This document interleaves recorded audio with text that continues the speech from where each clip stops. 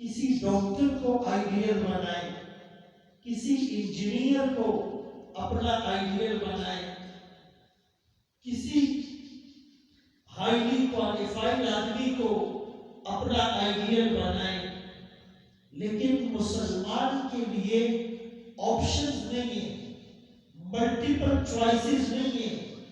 مسلمان کے پاس ایک ہی راستہ ہے کہ اس کا آئیڈیل محمد رسول اللہ صلی اللہ علیہ وسلم ہو۔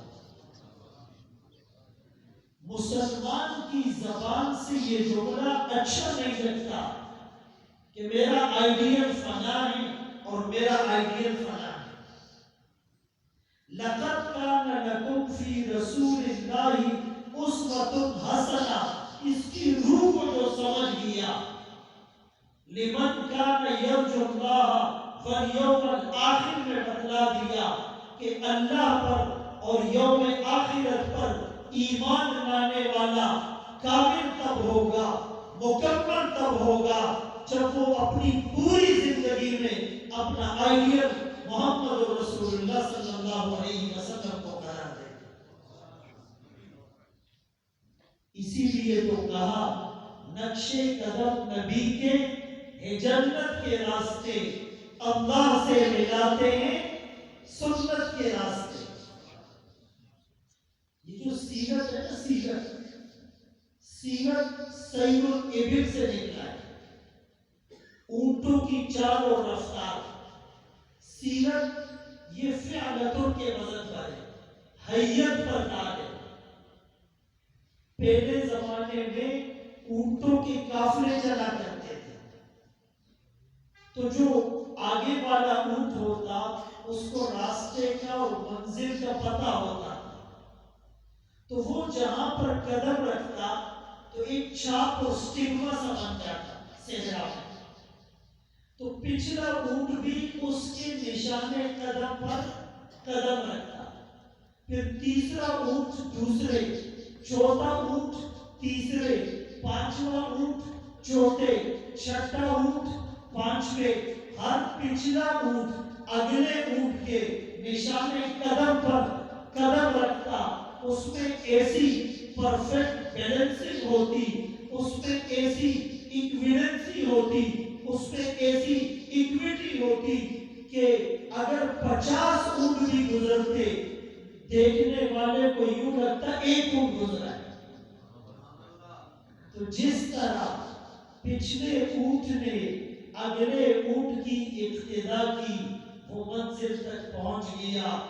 انسان اگر یہ امتی بھی آمنہ کے لال کے نقش قدم پر چلے گا، یہ بھی اپنی منزل جنت تک پہنچ جائے گا۔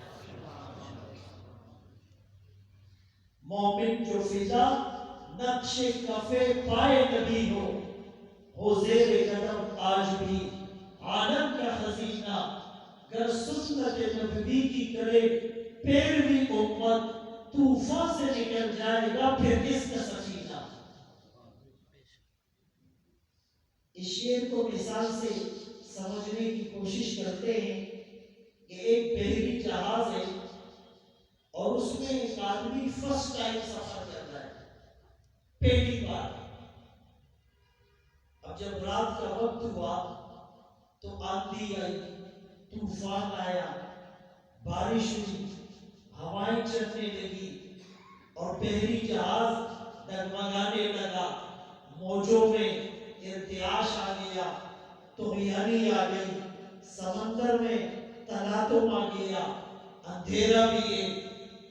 یہ بڑا پریشان ہوا اور فوراً کیپٹن کے روپ میں اس کو بتانے کے لیے گیا۔ کیپٹن صوفے پر بیٹھا ہوا اخبار بینی میں مصروف ہے، اس کے چہرے پر پریشانی کے کوئی آثار نہیں۔ یہ بڑا حیران ہوا اور اس کو کہنے لگا کہ بھائی جہاز ڈوبنے والا ہے، لوگ غرق ہونے والے ہیں اور آپ جہاز کے کیپٹن ہیں، آپ کو پرواہ کوئی نہیں۔ اس نے یوں نظر اٹھا کر دیکھا اور بڑے اطمینان سے جواب دیا کہ لگتا ہے تم پہلی بار بحری جہاز میں سفر کر رہے ہیں، ہماری تو عمر گزر گئی، اسی طرح رات کا اندھیرا ہوتا ہے، تاریکی ہوتی ہے، سمندر میں تلاطم ہوتا ہے، موجوں میں طغیانی ہوتی ہے، موجوں میں ارتعاش ہوتا ہے، اور ہوائیں چلتی ہیں اور بجلی چمکتی ہیں اور بارش ہوتی ہے، لیکن ہمیں کوئی ٹینشن نہیں، گھبرانے کی کوئی ضرورت نہیں ہے۔ جہاز کا جو باؤلر ہے پوری قوت سے کام کر رہا ہے، جہاز کا جو کمپریسر ہے وہ بھی بالکل ٹھیک ہے، اور جہاز کی جو ڈائریکشن ہے وہ بھی بالکل صحیح سمت میں سفر ہو رہا ہے۔ ہم بآسانی بخیر و عافیت اپنی منزل تک پہنچ جائیں گے۔ میرے دوستو، حالات کیسے بھی کیوں نہ ہو، جس کی نسبت اللہ کے رسول کے ساتھ قائم ہو، وَاعْتَصِمُوا بِحَبْلِ اللَّهِ جَمِيعًا، جس کے ہاتھ میں قرآن کی رسی ہو، جس کا رول ماڈل رسول اللہ صلی اللہ علیہ وسلم اور ان کے صحابہ ہو، فَإِنْ آمَنُوا بِمِثْلِ مَا آمَنْتُمْ بِهِ، وہ کبھی بھی حالات سے پریشان نہیں ہوتے، ان کی کشتی پار لگ جائے گی، ان کی کشتی پار لگ جائے گی۔ لہٰذا ان نسبتوں کے امین بنو، ان نسبتوں کی لاج رکھو، ہمارے پلے میں، ہماری جھولی میں، ہمارے دامن میں سوائے نسبت کے اور کچھ بھی نہیں۔ عمل کی اپنی اساس کیا ہے، بجز ندامت کے پاس کیا ہے، رہے سلامت تمہاری نسبت، میرا تو بس یہی آسرا ہے۔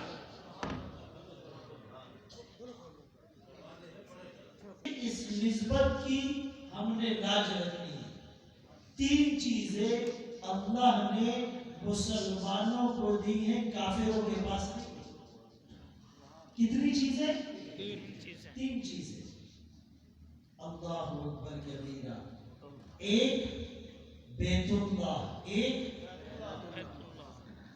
اور دوسرا کتاب اللہ، دوسرا اور تیسرا رسول اللہ، تیسرا رسول اللہ۔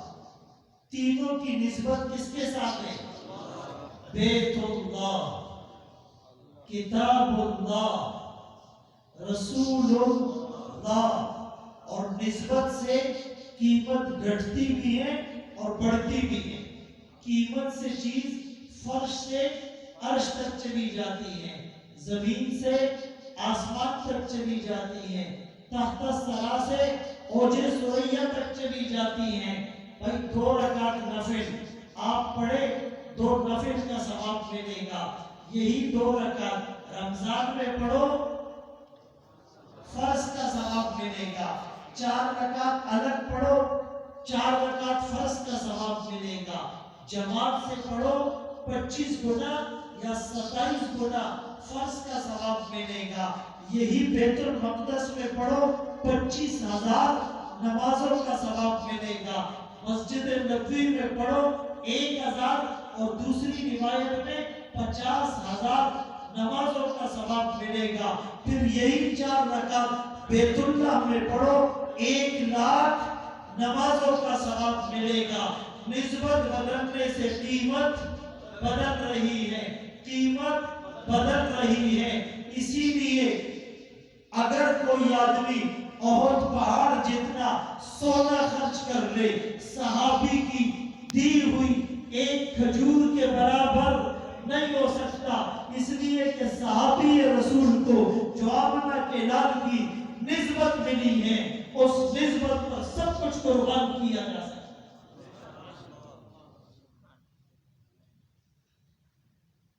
تو پہلی چیز کیا تھی؟ اب یہ تینوں چیزیں کافروں کے پاس ہے، ٹیکنالوجی ان کے پاس ہے، اسلحہ ان کے پاس ہے، اور سوئس بینک ان کے پاس ہے، اور یورپی یونین ان کی ہے، اور IMF انٹرنیشنل مانیٹری فنڈ ان کا ہے، اور اقوام متحدہ ان کا ہے، اور ریڈ کراس ان کا ہے، اور نیٹو ان کا ہے۔ بھائی سب کچھ ویٹو پاور ان کے پاس ہے، لیکن یہ تین چیزیں اللہ نے مسلمان کو دی، یہ کافر کے پاس نہیں ہے۔ ساری دنیا کے کافر مسلمان کی ایک انگڑائی کی ماں ہے۔ اگر مسلمان ان نسبتوں کو سمجھ جائے. اب بیت اللہ پوری کائنات کا جو خلاصہ ہے نا وہ دو چیزیں کتنی ہیں؟ ایک بیت اللہ اور ایک عبداللہ. ایک بیت اللہ. بھائی بیت اللہ کتنا قیمتی ہے. رسول اللہ صلی اللہ علیہ وسلم نے عبداللہ ابن مسعود رضی اللہ عنہ سے پوچھا یہ کیا ہے؟ انہوں نے کہا جی بیت اللہ. ظاہر ہے بزبان حال کہا ہوگا کعبہ ہے، بیت اللہ ہے، مرکز تجلیات ہیں، ضبط انوار ہیں، لاکھوں دلوں کی قرار ہے. اس کی بنا آسمان پر فرشتوں نے، زمین پر حضرت آدم نے رکھی. اس کا معمار ہونے کا لقب ابراہیم خلیل اللہ کو ملا. اس کا انہدام بزم ہستی کے اختتام کی علامت ہوگا. اس میں حجر اسود بھی ہیں، اس میں منتظم بھی ہیں، اس میں غلاف کعبہ بھی ہیں، اس میں حتیم بھی ہیں، اس میں میزاب رحمت بھی ہیں، اس کے پاس مقام ابراہیم بھی ہیں، اس کے پاس زمزم کا کنواں بھی ہے، اس کے پاس صفا مروہ کی سعی بھی ہے. اس پر اللہ کی رحمتیں برستی بھی ہیں. عزت والا، رفعت والا، بلندی والا، مقام والا، مرتبے والا، حیثیت والا. لیکن آمنہ کے لال نے کیا کہا؟ اے عبداللہ، ایک مسلمان کی عزت اور آبرو اللہ کو بیت اللہ سے بھی زیادہ معلوم ہے. اب کوئی بیت اللہ کو نعوذ باللہ گالی دے سکتا ہے؟ کوئی بیت اللہ کی غیبت کرتا ہے؟ جواب دو. کوئی بیت اللہ کی چغلی کھاتا ہے؟ کوئی بیت اللہ کو نعوذ باللہ پتھر مارتا ہے؟ کوئی بیت اللہ سے حسد کینہ بغض کرتا ہے؟ یہ سارے کام اس عبداللہ کے ساتھ کرتے ہیں جو اللہ کو بیت اللہ سے پیار ہے.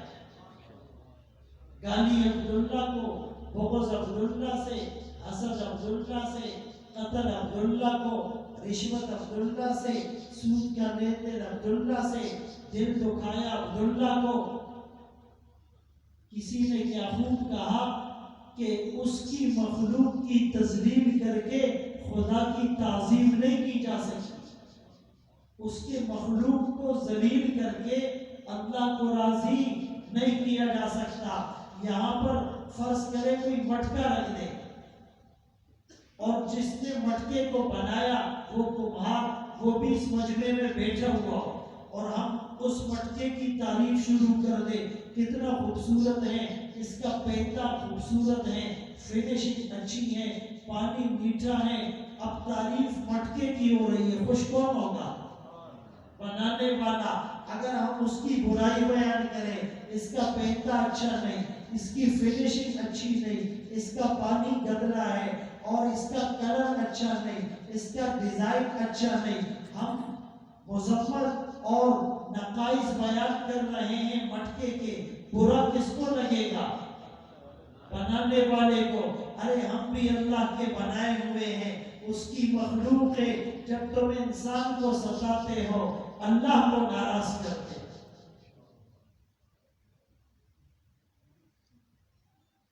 بیت اللہ اللہ کا گھر کہاں پر ہے؟ مکہ میں. اور یہ کیا ہے جہاں بیٹھے ہوئے؟ یہ بھی تو اللہ کا گھر ہے، یہ بھی تو. اور فرمائے جتنی مسجدیں ہیں بیت اللہ کی شاخیں ہیں. اللہ کا گھر. غور کیجئے گا، مسجد کہنا وہ بھی ٹھیک ہے، منع نہیں ہے. وَأَنَّ الْمَسَاجِدَ لِلَّهِ إِنَّمَا يَعْمُرُ مَسَاجِدَ اللَّهِ. لیکن اس کو اللہ کا گھر کہو، کیفیت تبدیل ہو جائے گی. بھائی غور سے سنو. ایک آدمی کے گھر کے باہر کسی نے غلط گاڑی پارک کر دی. وہ آیا اور غصے میں اس نے آستین چڑھائی. کس کی گاڑی ہے؟ کس نے کھڑی کی؟ ٹائر سے ہوا نکال دو، دھکا دے دو. فل جوش میں ہے. آہستہ سے آ کر کسی نے کان میں کہا گاڑی تو ڈی آئی جی صاحب کی ہے، بریگیڈیئر صاحب کی ہے. بتاؤ بھائی غصہ رہے گا؟ پتہ ہی نہیں چلے گا غصہ آیا کیسے تھا اور گیا کیا، فوراً ٹھنڈا ہو جائے۔ نسبت کا پتہ چل گیا نا، وہ کوئی فنا کی گاڑی۔ اللہ اکبر کبیرہ، کاش ہمیں ان نسبتوں کی قدر ہو جائے۔ بھائی گھر سے نکلو، کہاں جا رہے ہو؟ بولو اللہ کے گھر جا رہا ہوں۔ یہ کون ہے؟ اللہ کے گھر کا امام ہے، اللہ کے گھر کا مؤذن ہے، اللہ کے گھر کا خادم ہے۔ میں اللہ کے گھر میں اعتکاف کے لیے جا رہا ہوں، میں اللہ کے گھر کی صفائی کرنے جا رہا ہوں۔ آپ ان نسبتوں کو ذہن میں مستحضر رکھ کر جب آئیں گے تو کیفیت ہی الگ ہوگی، کیفیت ہی الگ ہوگی۔ اسی لیے بیت اللہ، اس نسبت کو ذہن میں رکھنا، اس نسبت کو اللہ والوں کو تنگ نہ کرنا۔ فرمائے جو سود کا لین دین کرتا ہے اللہ سے اعلان جنگ کرتا ہے، اور جو اللہ کے ولیوں کو ستاتا ہے وہ بھی اللہ سے اعلان جنگ کرتا ہے۔ تو ایک چیز بیت اللہ، ایک چیز بھائی کوئی آدمی بیت اللہ چلا جائے اور ایک تھیلا لٹکا کر چلا جائے، اس میں فرض کرے کچرا ہو، گندگی ہو، تو کوئی اس کو چھوڑے گا؟ روک دیں گے، اور وہ عبادت کرے گا، نماز پڑھے گا، عبادت بھی قبول نہیں ہوگی۔ تو بھائی ہم جب بیت اللہ جاتے ہیں اور اس دل میں ہمارے حسد ہوتا ہے، کینہ ہوتا ہے، بغض ہوتا ہے، چغلی ہوتی ہے، غیبت اور زنا اور بدنظری اور تعصب اور پتہ نہیں اس کو ہم نے کچرا کٹی اور کچرے کا ڈھیر بنایا ہوا ہے، عبادت کیسے قبول ہوگی؟ اسی لیے تو اقبال نے کہا تو جو سربا سجود ہوا کبھی تو زمین سے آنے لگی صدا، تیرا دل تو ہے صنم آشنا، تجھے کیا ملے گا نماز میں۔ بہت سے لوگ بیت اللہ جاتے ہیں اور بیت اللہ سامنے ہیں اور بدنظری بھی کر رہے ہیں، عورتوں کے ساتھ ٹچ بھی ہو رہے ہیں، حجر اسود کو بوسہ لینے کے چکر میں عورتوں کے ساتھ اختلاط ہو رہا ہے۔ حجر اسود کا بوسہ سنت ہے اور مرد اور عورت کا اختلاط حرام ہے، سنت کے لیے حرام کر رہے ہیں۔ یہی تو وجہ ہے 10 حج کر لیے، 20 عمرے کر لیے، داڑھی کالی سے سفید ہو گئی لیکن تبدیلی کوئی نہیں ہے۔ وجہ ہے، اور پھر رات کو ہوٹل میں آ کے کہتے او جی میں نے 7 طواف کیے، دوسرا کہتا ہے میں نے 10 طواف کیے، ریا، نام و نمود، دکھلاوا۔ ایک بزرگ